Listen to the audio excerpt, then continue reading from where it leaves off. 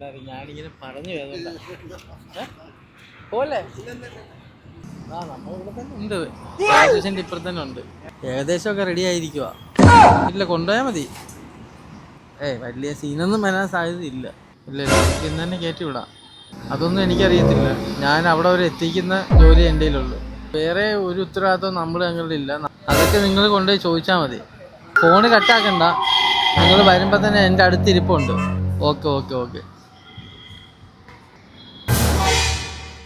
ഇവിടെ ഫുഡ് കഴിക്കാൻ പറ്റില്ല. നമുക്ക് ജസ്റ്റ് ഒന്ന് കറങ്ങിയിട്ടുണ്ടല്ലോ.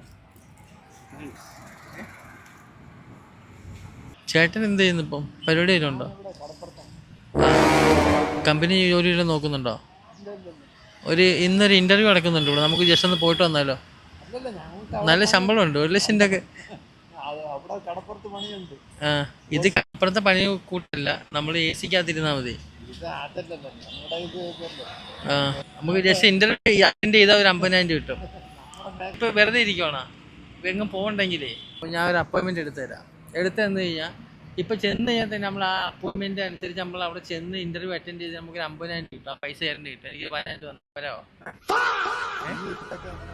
ആലോചിക്കട്ടെ, ഞാൻ ഒന്ന് വിളിക്കട്ടെ. ഇന്റർവ്യൂ അപ്പോയിൻമെന്റ് എടുക്കാൻ ഒരു നോക്കട്ടെ. നമ്മുടെ ഒരു കമ്പനിയിൽ തന്നെ ഒരു 19ഓളം പേര് ഇവിടെ ജോലി ചെയ്യുന്നുണ്ട് നിലവിൽ. നമ്മുടെ കമ്പനി എന്ന് വെച്ചാൽ ഫ്രീക്വൻലി കമ്പനിയാണ്. അതായത് ഇപ്പോൾ നമുക്ക് ഫ്രീ ആയിട്ടിരിക്കുന്ന ആൾക്കാരെ നമ്മൾ കയറ്റി വിടുക, അവർക്ക് പിന്നെ സ്ഥിരമായിട്ട് ജോലി കൊടുക്കുക. ഫ്രീക്വഡ് ആയിട്ടുള്ള ജോലികൾ. അപ്പോൾ നമുക്കിപ്പം മറ്റുള്ളവരെ വേണമെങ്കിൽ സഹായിക്കാം. എങ്ങനെ ഇപ്പം നമുക്ക് ഒരാൾക്ക് വേണമെങ്കിൽ കിഡ്നി കൊടുക്കുക, അവരെ സഹായിക്കാം. അങ്ങനെയൊക്കെയുള്ള ഫ്രീക്കി ആയിട്ടുള്ള കമ്പനിയാണ്. ഇങ്ങനെയൊക്കെ ഉള്ളതിനായിട്ട് ഇപ്പോൾ ഫ്രീ ആയിട്ട് ഇങ്ങനെ ഈ അന്നദാനം പോലെയൊക്കെ അവയവദാനം അപ്പോൾ അറിഞ്ഞുകൊണ്ട് ചെയ്യുന്ന ഒരു സംഭവം. ചേട്ടൻ ചെന്ന് അവിടെ കിടക്കുന്നു, ചേട്ടൻ അറിയാതെ അവരതെല്ലാം ബാക്കി കാര്യങ്ങൾ ചെയ്യും. ഒന്ന് വായട്ടാ, ഒന്ന് ദിവസം നടന്നതാ. അയ്യോ, എന്നെ ഒരു മോനെ പോലെ, കൊച്ചുമോനെ പോലെ കണ്ടാൽ മതി ചേട്ടാ.